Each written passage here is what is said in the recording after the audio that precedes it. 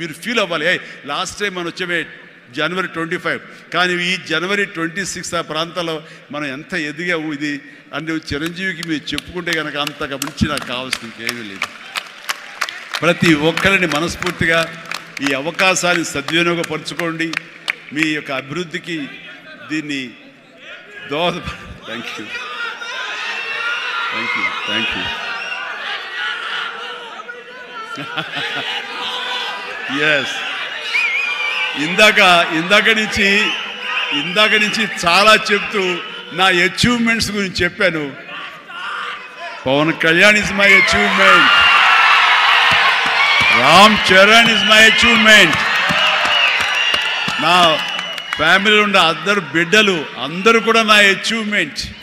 వీళ్ళందరూ చూస్తుంటే ఇది కదా నేను సాధించానని. మొన్న పవన్ కళ్యాణ్ ఇంటికి వచ్చినప్పుడు ఒక మాట అన్నాడు, అన్నయ్య నీకు ఒక మాట అనేవాడికి గుర్తుందా అని. ఏమన్నానరా, మన ఇంట్లో ఇంతమంది మీరందరూ ఉన్నందుకు, నాకు ఈ అవకాశం భగవంతుడు ఇచ్చినందుకు ఇది నాతో ఆగిపోకూడదు. ఒక రాజ్ కపూర్ ఫ్యామిలీలో ఎంతమంది ఎలా ఉన్నారో ఆ రకంగా మరొక రాజ్ కపూర్ ఫ్యామిలీ మన మెగా ఫ్యామిలీ అవ్వాలి అని నువ్వు చెప్పావు.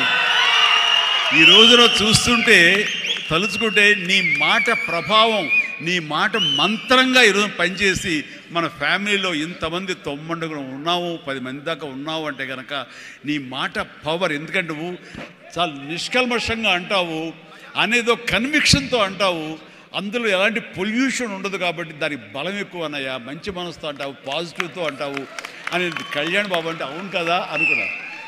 తెలియకుండా అదే ఒక పత్రిక కపూర్ ఫ్యామిలీ ఆఫ్ సౌత్ అంటూ మా గురించి ప్రస్తావించినప్పుడు, భగవంతుడా, ఇది మా గొప్పతనం కాదు, నువ్వు ఈ ప్రజలు, నా అభిమానులు, ఈ ప్రేక్షకులు మమ్మల్ని ఆదరించారు కాబట్టి మేము ఈ స్థాయిలో ఉన్నాము. అనుకున్నది ఆ రకంగా సాధించగలిగాము అనిపిస్తుంది. అండ్ గతంలో ఎప్పుడు నేను ఏ సభలోనూ ఇంత మనసిప్పి మాట్లాడుకోలేదు. అది మీతోటి నేను మనసిప్పి మాట్లాడుకునేంత